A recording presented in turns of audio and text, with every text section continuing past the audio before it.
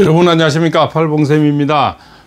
드디어 4분 오열하고 있습니다. 8.15 강복절에 조국이가 윤미향 등등 여러 정경심 등등 다 사면 복권 이렇게 풀어주니까 드디어 저쪽에도 4분의 자중질환이 일어나는 신호탄이 일어나고 있습니다.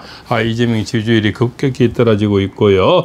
또한 뭡니까, 저 완전 갱이 새끼 나중에 호랑이 새끼가 되지 않나 이렇게 또 생각이 됩니다.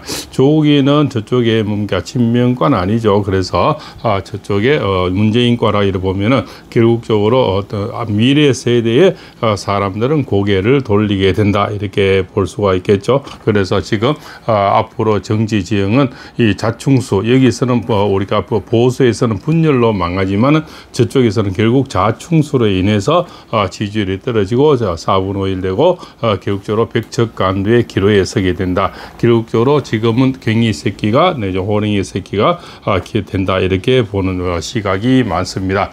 결국 여러 지금 자들이 중에서는 그 중에서는 윤미향이가 조국이가 가장 지금 많이 떠오르는 것 같습니다. 결국 저쪽 사람들이 내미는 청구서에 여러 가지 좌파 진영에 있는 사람들의 어떤 청구서를 이재명이 마다 못하고 결국 내민 것이 아닌가. 결국적으로 나중에는 갱이 새끼를 키워서 이제 호랑이의 새끼가 되고, 호랑이가 새끼가 어미가 돼서 결국적으로 이제는 미래 세대를 이끌어나가는 그래서 오래된 이제 과거의 어떤 세대의 어떤 권력은 오랫동안 있는 꼴을 못 보게 되겠죠. 결국적으로 조국이와 그 다음에 제가 이렇게 말씀드린 김어준이와 결국 이재명의 이제 3대 세 사람이 권력 다툼을 하게 될 거다. 앞으로 김어준이는 어차피 사주에는 돈이 많은 쪽으로 따라가니까 사학가라는 거죠. 언론이면서 사학가라는 거죠. 결국 돈을 받기는 사업은 뭔가 흥정 대신에 내지는 사업의 이익을 추구해야 되기 때문에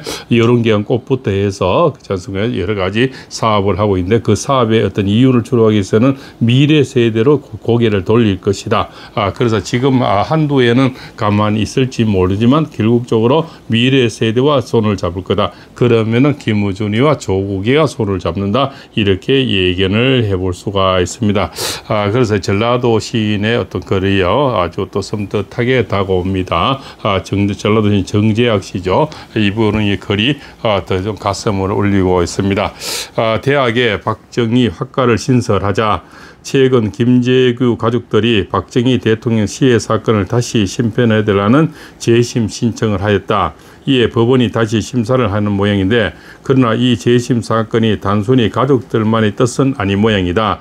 문재인 시절에 있었던 일이다. 역대 중앙정보부장, 안기부장, 국정원장 사진이 걸려있는 기념관에 흑색 천으로 가려져 있던 김재규 사진에서 그 검은 천이 사라졌다. 자익 문재인이가 강상의 죄를 범한 자의 폐륜을 부활시킨 것이다. 문재인을 비롯한 친북 자익들은 박정희를 북한의 시각으로 평가하는 것으로 알려져 있다. 지금도 그 시각은 한치도 달라진 것이 없다. 그리하여 김재규를 독재를 처단하는 위인으로 받들고 있음이 분명하였다. 대한민국 5천년 역사에서 불천이의 사표로서 한 인간의 삶을 학문의 영역까지 끌어올린 분은 모두 세 분인 걸로 안다. 첫째는 세종대왕. 세종 이도는 한글 창제라는 위대한 업적 외에도 과학 발전에도 엄청난 공적을 남기신 분이다.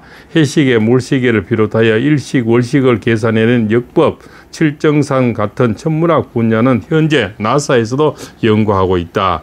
당연히 세종학이라는 제왕으로서 세계사에 유례가 없는 독보적인 연구가 필요한 분이다. 둘째는 백천불패의 영웅 이순신이다. 한산도 대첩을 이룬 학익지는 훗날 수많은 해전에서 응용된 전술이다. 그리고 자연의 힘을 이용한 명량대첩 역시 해전 연구가들이 찬탈을 금치 못하고 있다. 그렇습니다. 이런 어떤 과거의 어떤 위인들이 다시 이제는 두각이 나타나고 있다 이렇게 볼 수가 있죠. 미국에서 최근 이순신 열풍이 일고 있는 상황이란다. 백의 종군의 길을 걸으며 끝까지 충의를 꾀하는 위인 이순신 역시 학문의 영역에서 다뤄야 하는 불세출의 국가 전략가임을 틀림없다. 셋째는 박정희 대통령이다. 그분이 이룩한 대한민국 산업화 과정은 눈물과 고통의 길이었다. 돈 한 푼을 빌리기 위해서 독일로 간 강부와 간호사들이 봉급을 담보로 해서 돈을 빌린 적도 있었다. 아우토반을 바라보며 독일 수상 앞에서 눈물을 흘리던 그 애타는 광경은 지금도 우리들의 눈시울을 적시게 한다. 박정희 대통령께서 제3차 5개년 경제계획을 완수하고 석유화학단지 조성 등 나라의 경제 기반을 닦으신 뒤 시도했던 것은 의료보험이었다. 의료비가 미국보다 10배나 산 대한민국 의료보험은 자타가 공인하는 세계 최고의 보험체계였다. 진정한 의미에서 신의 설계였다. 그리고 이 모든 것을 이룬 뒤 박정희 대통령께서는 작은 돈을 마련하여 한산도에 재성당을 세워 이순신 장군을 추모했다. 한강의 기죽을 이루신 뒤 걸어가신 첫걸음이었다. 세종대왕과 이순신 그리고 박정희 대통령은 억만 년이 흘려도 잊지 못할 위대한 족적과 뜨거운 화인을 민족의 가슴에 남기신 분들이다. 이 세 분 모두에게 하나의 공통점이 있다면 세 분 모두 오로지 백성을 위해 자신의 삶 전부를 바치신 분들이란 점이다. 안일과 무사의 길을 이기고 끝없이 자신의 삶을 개척하신 분들이었다. 그럼에도 북한과 북한을 따르는 빨갱이들은 박정희 대통령을 왼수처럼 대하고 있다. 심지어 정교조는 박정희 대통령을 독재자라는 명예를 씌워 독재자 프레임으로 우리의 학생들을 가르치고 있다. 민족 5천년의 가난을 벗게 한 우리의 영웅 박정희 대통령은 세계 정치자들로의 기감을 자리매김되어 있다. 선택과 집중이라는 탁월한 식견은 중국의 덩소평도 배운 바 있다. 개발도상국들 중에서 박정희 대통령을 탐구하지 않는 국가는 없는 줄 안다. 특히 가난을 벗고자 하는 아프리카, 중남미, 동남아시아도 박정희 배우기를 희망하고 있다. 싱가포르를 경제 강국으로 이끈 이강요마저도 박정희를 위대한 인물로 평가한 바 있다. 부국 강병을 향한 박정희 대통령의 집념과 정치 철학은 이미 수많은 국가에서 학문의 영역으로 인정하고 가르치고 있는 줄 안다. 우리 대한민국의 영광일 것이다. 또한 유신은 정말로 참된 유신으로 발전했어야 했다. 별이 유, 별이 강, 더불어 세상을 조직하는 건물의 거대한 줄터를 의미한다. 그리하여 대한민국은 구시대의 새로운 시대 정신을 한 발짝 더 나아갔어야 했다. 일본은 명치 유신을 통해 세계 강국으로 발돋움하였다. 우리 역시 여성의 힘을 억압했던 봉건과 승리학의 폐단으로부터 현대 문명을 향한 새로운 정신세계를 구축했어야 했다. 백규환은 살아생전 이렇게 말하였다. 박정희 대통령은 우리 같은 3,000명은 괴롭혀서도 3천만 민족을 행복하게 만든 사람이었다. 김문수도 박정희 대통령의 영전을 찾아가 속죄의 절을 올렸다. 그러나 대한민국의 현실은 여전히 독재자 박정희란 빨갱이 시각이 민주당의 독선으로 굳어져 남아있다. 그러하기에 김재규 재심이라는 가소로운 재판이 진행되고 있는 것이다. 차재철이라는 정적이 미워서 살해하고 이어 죽은 박정희 대통령마저 시해한 자를 영웅시하는 인간들. 김재규는 박정희 대통령 시해 후 자유민주주의를 외친 적도 없고 유신을 비판한 적도 없다. 고작 했다는 말이 이딴 놈과 정치하지 마시오 라는 말뿐이었다. 참 슬픈 역사가 다시 재현되는 것 같습니다. 이런 김재규를 다시 재심하고 하는 것은 정치적인 어떤 뭔가 속셈이 있지 않나. 그 후손들이 하는 것이 아니라 박정희 대통령을 시해한 자를 다시 지금 재판으로 지금 이렇게 재심을 한다고 합니다. 이런 끔찍한 일이 지금 백조대낮에 일어나고 있다. 시대의 슬픈 역사가 지금 거듭되고 있지 않나 이런 생각이 됩니다. 평소 김재규는 박정희 대통령을 민족 지도자로 존경하였고 중앙정보부장을 맡아 박정희 대통령의 조국 건대와 사업을 돕기 위해 온몸을 바쳐 헌신한 사람이었다. 박정희 대통령께서 경제적 개발에 집중할 수 있도록 반발하는 자익들과 북한 세력 등을 정권의 전면에서 막은 사람이 바로 김재규였다. 박정희 대통령의 강력한 철권 통치를 주도한 인물로서 바로 자익들은 이 강력한 통치를 독재로 매도가 있는지 모른다. 이렇게 했죠. 여러 가지 매도를 하고 있는 것 같습니다.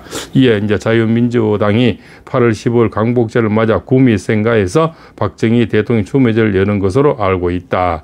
김재규 재심에 맞서 왜 어려운 행동일 것이다. 세상이 어둠에 묻혀서도 진정한 어려운 사람들은 아직도 살아있다는 생각이 든다. 이렇게 지금 글을 올렸습니다. 그래서 지금은 뭡니까?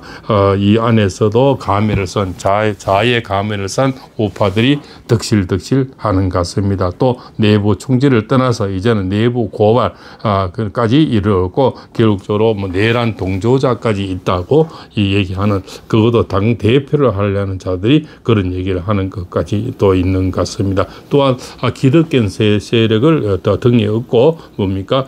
뭔가 싸울 수 있는 그채 또 이렇게 포장을 하는 이런 또 속셈, 이런 것을 우리가 면면히 잘 살펴봐야 되겠다. 또 화려한 말솜씨 이런 거에서 또 속으면은 다시는 자유민주주의를 찾기 힘들지 않겠나, 이렇게도 생각이 됩니다. 그래서 저쪽에서는 지금 8.15 강북절이 다가오고 내일 모레 강북 다가오면서 조국의 윤미향의 어떤 뭡니까? 이 사면 복권 이 자체는 엄청난 자기들에게 자충수가 될 수가 있다. 보수는 분열해서 망하고 저 좌측에 있는 사람들은 자충수로 망한다는 말이 있겠죠. 드디어 범새끼를 키워서 1, 2년은 발톱을 감추고 있겠지만 그 결국은 그 발톱은 오랫동안 감추고 있지 않을 것이다. 그것도 추종하는 세력들이 대부분 옛날 뭔가 문재인 세력들은 다들 지금 바깥에 나가지 않습니까? 그 세력들도 결국적으로 자시하고 있지는 않을 것이다. 결국적으로 그 자들이 지금